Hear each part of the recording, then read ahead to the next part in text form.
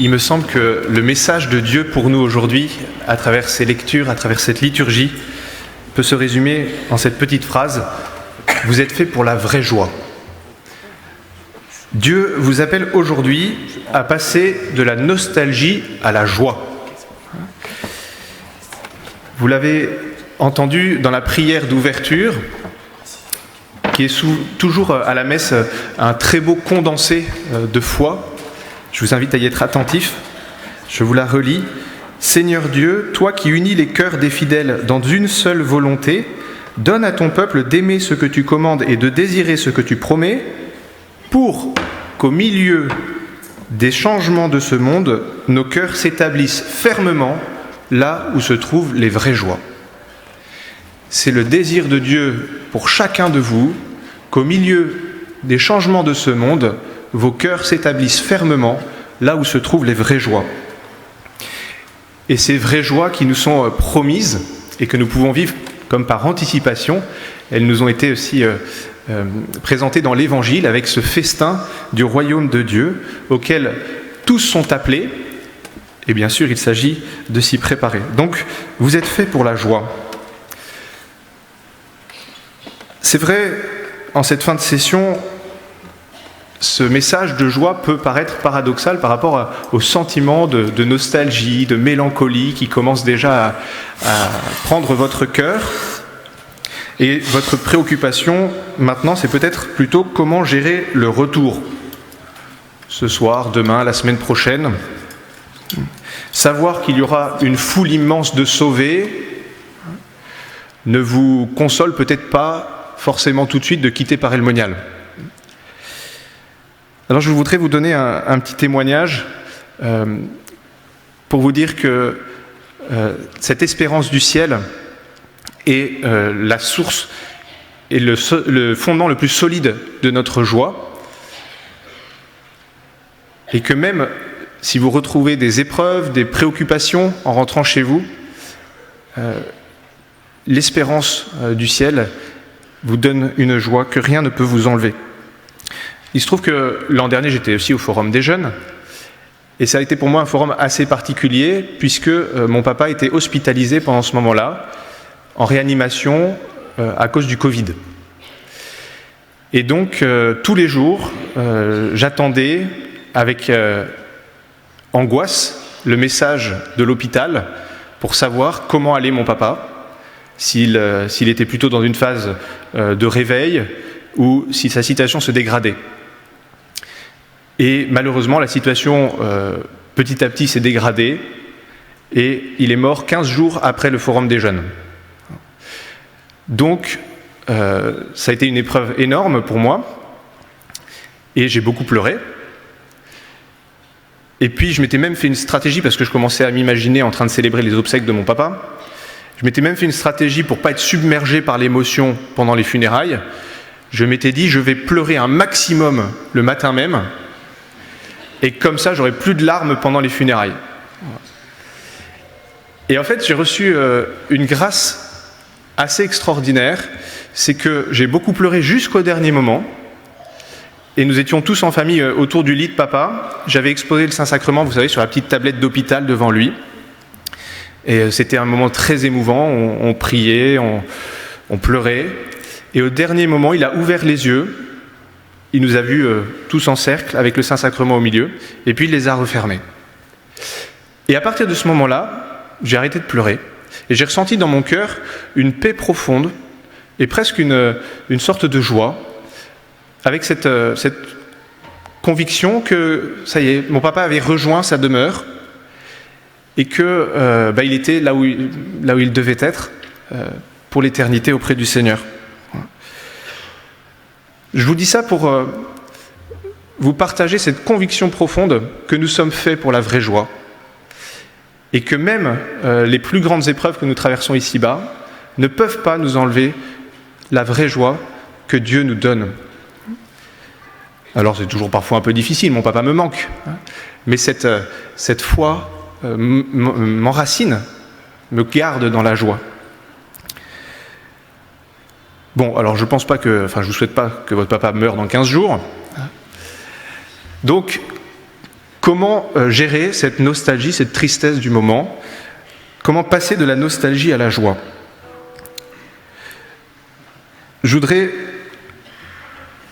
développer ce thème, cette homélie, en 4 points.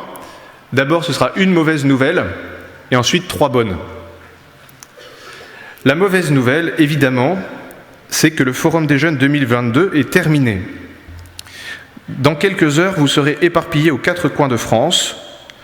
Les tentes seront démontées, l'esplanade sera silencieuse, enfin peut-être pour certains, et le Forum des Jeunes 2022 sera un beau souvenir dans vos cœurs, dans vos têtes. Et il se produit à ce moment-là ce que j'appelle le Paré Blues. Alors, pas besoin de vous faire une description, je pense que vous ressentez tous à quoi ça correspond. Et face à ce Paré Blues, il y a 2 dangers. Le premier, c'est la fuite en avant, dans la recherche de nouvelles émotions.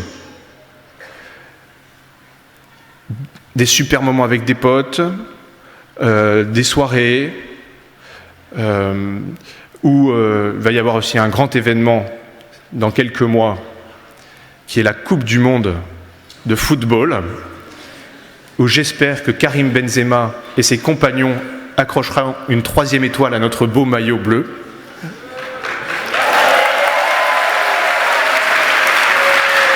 Et nous allons vibrer pour notre équipe. Ça, c'est de l'émotion. Et donc, on peut passer sa vie d'émotion en émotion, en restant ainsi à la surface des choses, et ne jamais trouver la vraie joie pour laquelle on est fait. Ça, c'est le premier piège, la fuite en avant. Deuxième piège, face au Paré Blues, c'est de s'enfermer dans la nostalgie, de garder son bracelet le plus longtemps possible, de prendre chaque jour son café dans l'Eco-Cup de Paray-le-Monial, de regarder en boucle les vidéos du petit parodien et de danser chaque matin la chorégraphie du jingle. Voilà. Mais ça s'appelle s'enfermer dans le Paré Blues, et c'est pas bon. Voilà. Donc, il faut assumer cette mauvaise nouvelle que le Forum des Jeunes 2022 est terminé, pour pouvoir passer de la nostalgie à la joie. Comment faire, du coup? Les 3 bonnes nouvelles dont je vais vous parler maintenant nous y aident. Première bonne nouvelle, c'est que l'an prochain, il y a les JMJ. Donc c'est un Paray-le-Monial x 1000. J'ai calculé, on est à peu près 1500. Au JMJ, on peut estimer qu'on sera 1 500 000 peut-être, plus ou moins. Hein. On n'est pas à 10 ou 20 000 près. Hein. L'an prochain, il y a les JMJ. Il y aura aussi le forum d'hiver et puis d'autres grands temps forts. Mais attention à ne pas demeurer dans la recherche du plaisir spirituel. Ça peut être le danger de passer d'un événement spirituel à un autre. Si je plagiais Fabrice Adjadj, on pourrait parler d'érotisme spirituel, vous voyez, où on vibre à la sensation du bon Dieu, mais ce n'est pas Dieu qu'on recherche et la vraie joie avec lui, mais simplement le plaisir qu'on en ressent. Ça peut être le danger en passant d'un événement à un autre. Il s'agit de s'attacher au vrai bien pour goûter la joie. Première bonne nouvelle, il y a les JMJ. Mais il y a plus. Deuxième bonne nouvelle, c'est que vous pouvez retrouver la joie du Forum des Jeunes au quotidien. La vraie joie du Forum des Jeunes, vous pouvez la retrouver au quotidien parce que vous ne pouvez pas emmener chez vous, ni même dans votre paroisse, tout l'orchestre de Paray-le-Monial. Ce serait pratique, moi j'aimerais bien d'ailleurs, je vous invite chez moi. Mais je ne suis pas sûr que ce soit possible. Vous ne pouvez pas découper des pans de grande tente pour l'installer au-dessus de votre lit, comme ça, et avoir l'impression d'être toujours à Paray-le-Monial. Par contre, il y a une chose de Paray-le-Monial que vous pouvez emmener et que vous aurez toujours avec vous, c'est le cœur de Jésus. Parce que le cœur de Jésus, il n'est pas que à Paray-le-Monial, il est à Lyon, à Marseille, à Bordeaux et même à Paris. Voilà. Donc, le vrai trésor de Paray-le-Monial, en fait, vous le retrouvez chez vous. Et on vous invite à prendre chaque jour, régulièrement, des temps près du cœur de Jésus, là où vous êtes. Je me souviens que quand j'étais en prépa, un jour pendant un cours de maths, j'avais remarqué qu'il y avait un crucifix au-dessus du tableau. Et pendant le cours, je me suis arrêté, j'ai regardé le crucifix. Alors j'étais en plein milieu d'un cours avec mes camarades, et j'ai ressenti l'amour de Jésus. J'ai réalisé que Jésus est mort sur la croix pour moi. Donc vous voyez, même dans votre salle de cours, vous pouvez vivre un temps de cœur à cœur avec Jésus. Alors si vous êtes en prépa, il ne faut pas que ça dure trop longtemps, parce qu'après, le tableau s'efface rapidement, quoi. Voilà. Mais du coup, quel va être votre lieu de rencontre régulier avec le Seigneur, dans la prière personnelle, avec des frères et sœurs, dans un engagement, dans un service? Vous l'avez peut-être déjà fait, de prendre une petite décision à l'issue de ce forum. Si c'est le cas, bien présentez-la au Seigneur. Si ce n'est pas encore le cas, je vous invite on va prendre maintenant quelques secondes de silence pour laisser émerger dans votre cœur cette décision que vous voulez pour l'année qui vient, pour retrouver le cœur de Jésus dans votre quotidien. Prenons quelques secondes de silence.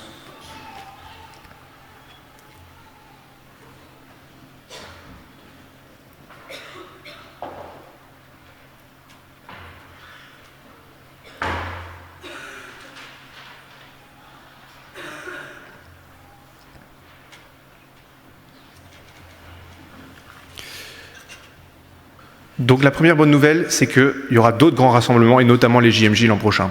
Deuxième bonne nouvelle, pour trouver la joie, c'est que le trésor de Paray-le-Monial, vous l'avez dans votre quotidien, c'est le cœur de Jésus. Et la troisième bonne nouvelle, c'est que vous êtes invités au forum des jeunes qui n'aura pas de fin et qui aura lieu dans le royaume des cieux. C'est l'évangile d'aujourd'hui, où Jésus nous dit qu'il y aura une foule immense. Et il nous interpelle, toi tu es invité, mais sois prêt. Efforce-toi d'entrer par la porte étroite. Cette porte étroite, elle est un peu mystérieuse. Qu'est-ce que ça veut dire ? Souvent, moi j'ai toujours entendu que c'était la porte de l'humilité, donc je ne vais pas inventer un nouveau truc. Et il me semble que c'est l'humilité devant Dieu et l'humilité devant les autres. Pour rentrer au forum des jeunes du ciel, il ne s'agit pas d'être un champion de plein de choses, mais il s'agit d'être humble devant Dieu et devant les autres. Humble devant Dieu, c'est-à-dire, comme vous en avez fait l'expérience cette semaine, avoir conscience de votre besoin d'être sauvé. Il me revenait dans le cœur cette histoire qui a eu lieu au moment des funérailles de l'impératrice Zita de Habsbourg. Dans le rituel des funérailles, à un moment, donc il y a le cercueil, il y a une procession, et puis on arrive devant la crypte des Capucins, là-bas à Vienne, et celui qui conduit le cortège tape 3 fois sur la porte, et de l'intérieur, une voix répond « Qui demande à entrer ?» Alors la personne, devant tout le monde, dit « Zita, impératrice d'Autriche, reine apostolique de Hongrie, reine de Bohême, de Dalmatie, de Croatie, de Slavonie, de Galicie, de Lodomérie et d'Illyrie, reine de Jérusalem, archiduchesse d'Autriche, grande duchesse de Toscane et de Cracovie. » Je m'arrête là parce qu'en fait ça continue longtemps. À l'intérieur, la voix répond « Je ne la connais pas. » Alors on tape 3 fois à nouveau. « Qui demande à entrer ?» Réponse « Sa Majesté Zita, impératrice d'Autriche, reine apostolique de Hongrie. » Réponse, je ne la connais pas. Une 3e fois, toc, toc, toc. Qui demande à entrer ? Réponse, Zita, une personne mortelle et pécheresse. Alors tu peux entrer. Et la porte s'ouvre. Voilà ce qui se passe pour entrer au ciel. Il s'agit simplement d'avoir l'humilité de reconnaître qu'on a besoin d'être sauvé. Et donc de vivre cette expérience de la miséricorde qui nous a habités pendant ces 5 jours, de la vivre au quotidien, peut-être en allant vous confesser régulièrement. Et puis, l'humilité devant les autres, par le service, les actes d'amour gratuits, contre la tentation d'être vu et admiré. Vous cherchez à être aimé, et c'est normal, parce qu'on est fait pour ça, mais vous risquez de ne pas le trouver, alors que si vous arrêtez de le chercher et que vous servez les autres, vous le trouverez. Il y a une phrase qui n'est pas d'un grand saint, mais qui m'a marqué, c'est que l'altruiste trouve sans le chercher ce que l'égoïste cherche sans le trouver. Et donc, si vous êtes altruiste, si vous servez, si vous aimez, eh bien vous allez trouver cet amour en étant dans l'humilité. Une toute petite histoire pour illustrer ça rapidement, parce que je suis trop long, je pense.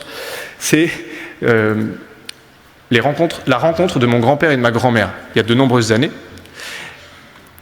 C'était une époque où les mariages pouvaient être un peu arrangés. Mon grand-père était un jeune baroudeur, et puis ses parents se disaient qu'il serait bien qu'il se marie. Donc ils l'ont envoyé dans une famille amie du côté de Lyon pour rencontrer la fille aînée d'enfants de leurs amis. Enfin, d'enfants d'amis. Enfin, la fille aînée d'amis des parents, quoi. Bref. Et il se trouve que cette fille aînée avait une petite sœur de 2 ans de moins. Et donc, les parents ont dit à cette petite sœur de rester discrète, quoi. Sur le côté, de s'occuper des plus jeunes, de servir, mais pas de se montrer trop. Et donc, mon grand-père est arrivé dans cette famille. Et en fait, il a pas vu la fille aînée, oui, il l'a rencontrée, il l'a trouvée sympathique, mais surtout, il a remarqué la cadette qui était humble, serviable, joyeuse, attentive, et il s'est dit, c'est elle que je veux épouser. Donc, si vous voulez trouver cet amour, et puis vous préparer à l'éternité, à la joie du ciel, il s'agit d'adopter l'attitude du serviteur humble, comme la Vierge Marie d'ailleurs. Alors, je conclus. Chers amis, le Forum des jeunes est terminé. Donc il peut y avoir de la nostalgie, et c'est normal. Mais vous pouvez transformer cette nostalgie en joie. Et je vous propose un petit moyen concret. Vous savez, ce bracelet dont je vous parlais tout à l'heure. Plutôt que de le garder comme un trophée, une médaille, ou un souvenir, vous pouvez le regarder plutôt comme une promesse. Une promesse qu'il y aura d'autres forums, des JMJ, surtout une promesse que le cœur de Jésus, vous pouvez le retrouver dans votre quotidien, en cours, vous pouvez regarder ce bracelet, penser au Seigneur. Lorsque vous êtes avec vos amis, regardez ce bracelet et retrouvez l'amour du cœur de Jésus.